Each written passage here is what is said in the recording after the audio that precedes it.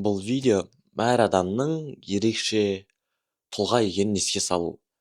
Біздің өзімізге әдет болып кеткен білінбейтін кішігірім ерекшеліктеріміз басқа адамға мүлде өзге ғалам болып көрінуі мүмкін.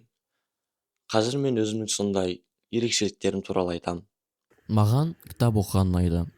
Кітапты сериал көргендей күні-түні тоқтамай оқи беремін. Әр оқылған кітап маған жаңа тәжірибе береді. Қазірге дейін 100-ден астам кітап оқып тастадым. Мен кез келген сериалды бастасам, бітірмей басқа затты қарай алмаймын. Ал біткен соң ол ұнаса, ютубқа кіріп, интернеттен сол шығарманың талдауын қарап шығамын. Мен танысқанда адамдардың атын 2 рет сұраймын, және оны 2 рет қайталап айтамын. Менің киім кию стилім жоқ. Қолыма қандай киім бірінші түседі, соны киіп кете беремін.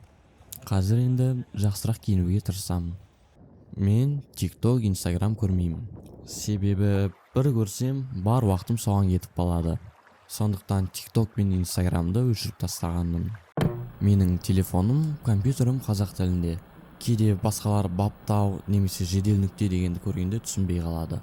Егер бір зат қазақ тілінде бар болса, мен міндетті түрде соны таңдаймын. YouTube'да контент жасауға қызығамын. Кішкентайымда класстастарыммен Майнкрафт ойнап видео түсіретінмін. Өзімнің ішіндегіні өмірде жеткілікті бөлісе алмағандықтан, YouTube'да шығарғым келетін шығар бәлкім. Видеомейкингқа қызығамын. Егер программист болмасам, әншілерге клип не кино түсіруді қалайтын едім. Компьютерлік техникаға қызығамын. Оның ішін ашып қарағанды қалай жұмыс істейтінін түсінген ұнайды. Ол тек техника емес, программаларға да. Мен видеоның монтажын жасамастан бұрын, қай программада жасаған жақсы, ыңғайлы, солардың салыстырмасын зерттеп шығамын. Өте еріншекпін, қолмен жазуды жек көрем. Өзімнің ойынымды жасағым келеді. Бір зат істемей өкінгенше, істеп өкінген жақсы. Ал істеген затыңа өкінбеу керек. Тек сабақ ала білу керек. Өз кринжіңді қабылдау керек. Маған жаңа заттарды көрген, үйренген ұнайды. Көбірек қыдыруға, үйренуге, оқуға тырысамын. Бұл өмірде барлық затты көріп қалу керек деп ойлаймын. Музыкалық аспаптарда ойнаған түсемін. Гитара мен домбыра үйреніп жүрмін. Көбінесе тағы бір 5 минут ойнай тұрайын деп, 2-3 сағат отырып қаламын.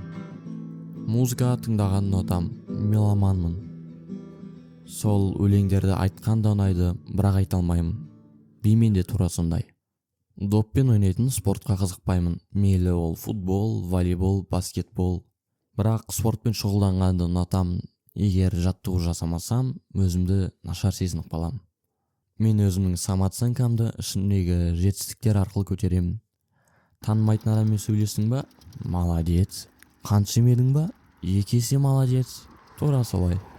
Айтпақшы, мен қанты бар заттар тұтынбаймын. Және маған сарыағаш ұнайды. Егер бір затты оңайырақ істеуге болатын болса, оңайырақ істеймін.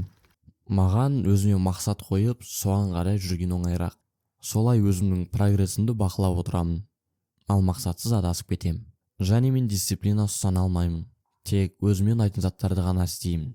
Сондықтан әр заттың бір рахатын табуға тырысамын. Өмірге барынша оңай қараймын.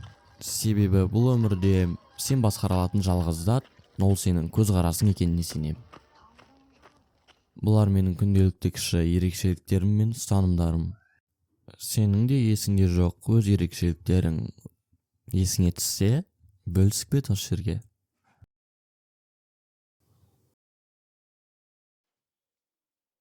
Мен бұл видеоны YouTube'тан тура осындай то, что делает нас уникальным деген видео көріп қалдым. Ұнап қалды, енді ұрлап алдым.